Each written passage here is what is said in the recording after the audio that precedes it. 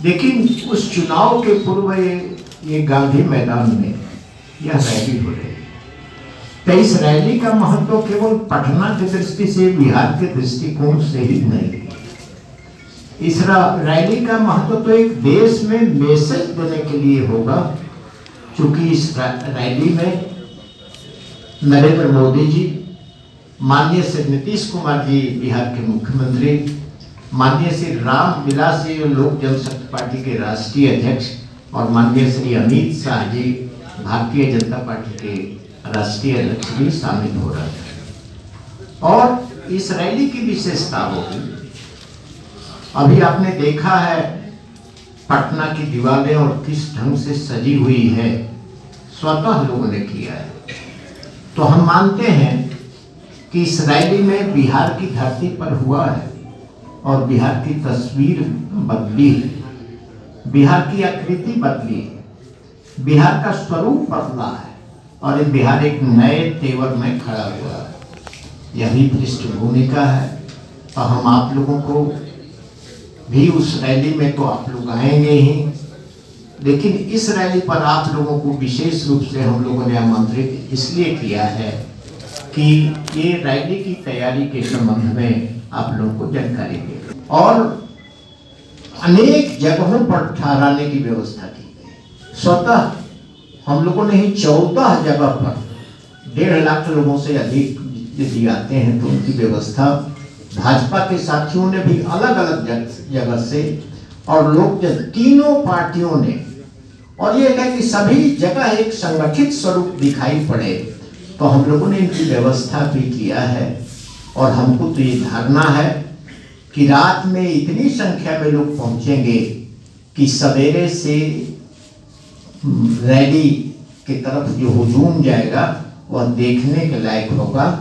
रैयपुर गांधी मैदान में हलचल होगी, भीड़ होगी, तो दूसरे ओर पटना की सड़कें भी लोगों के चलते फिरते हुए दिखाई पड़ेगी। यह रैली की विशेषता कमी हो रही है। और गांधी मैदान में जितने लोग रहेंगे, मैं समझता हूँ कि उससे 2-3 गुना अधिक लोग पूरे पटना शहर के कोने कोने में रहेंगे। और एनडीए की तरफ से काफ़ी व्यवस्था भी की गई है। ये हमारा देश एक ऐसा देश है, जब भी इस देश में कोई आपत्ति आने का समय मिलता है तो हमारा पूरा देश एक यूनाइट हो जाता है। आज जो घटना घटी है कश्मीर के घाटी में, और हमारे जो माननीय प्रधानमंत्री जी का जो एक्शन हुआ है, जो रोल हुआ है, मैं समझता हूं कि आज़ादी के बाद इतना क्रांतिकारी प्रधानमंत्री इस देश को नहीं मिला। पहली बार इस देश को इतना क्रांतिकारी प्रधानमंत्री मिला और श्री नरेंद्र मोदी जी ऐतिहासिक पुरुष हो गए।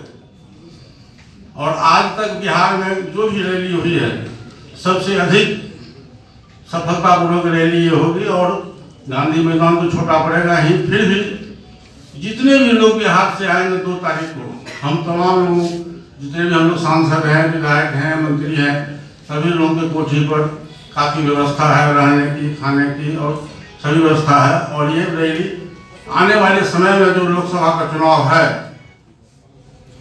ये प्रदर्शित करेगा कि बिहार में नहीं पूरे देश में जो इस बार लोकसभा का चुनाव होने जा रहा है 2019 में, मैं समझता हूँ कि 2014 में जितनी संख्या में लोग जीत कर आए थे, उससे 2 गुना ने 2/3 बहुमत से पूरे देश में लोग एनडीए की सरकार बनेगी, जिसका नेतृत्व माननीय प्रधानमंत्री श्री नरेंद्र मोदी जी कर रहे हैं। यह रैली 3 मार्च की अभूतपूर्व होगी। भारत के यशस्वी प्रधानमंत्री माननीय नरेंद्र मोदी जी, बिहार के लोकप्रिय मुख्यमंत्री माननीय नीतीश कुमार जी, भारत सरकार के सम्मानित केंद्रीय मंत्री माननीय रामविलास पासवान जी इस रैली में उपस्थित होकर बिहार वासियों को ऐतिहासिक गांधी मैदान में संबोधित करेंगे। वशिष्ठ बाबू बता रहे थे, पशुपति बाबू बता रहे थे कि स्वस्फूर्त रैली है। हम लोग निमंत्रण के लिए गए थे कई गांव में, तो जैसे ही उनको आमंत्रण हम लोग देना प्रारंभ किया और कुछ नए नए तरीकों से भी अपने समाज की परंपराओं को और समाज की प्रेरणाओं से जो अपनी पद्धति है आमंत्रण का सम्मान के साथ, जैसे पीला चावल देना, हल्दी देना, आमंत्रण पत्र देना, निवेदन करना, प्रार्थना करना, दूध देना, हमने एक सम्मानजनक पद्धति से अपनी परंपराओं के प्रेरणा से इस प्रकार की पद्धति को अपनाने का एक अद्भुत अनुभव आ रहा है। लोग जब यह बोले कि आप लोग विलंब कर दिए तो हम लोगों को लगा कि भाई क्या बोल रहे हैं।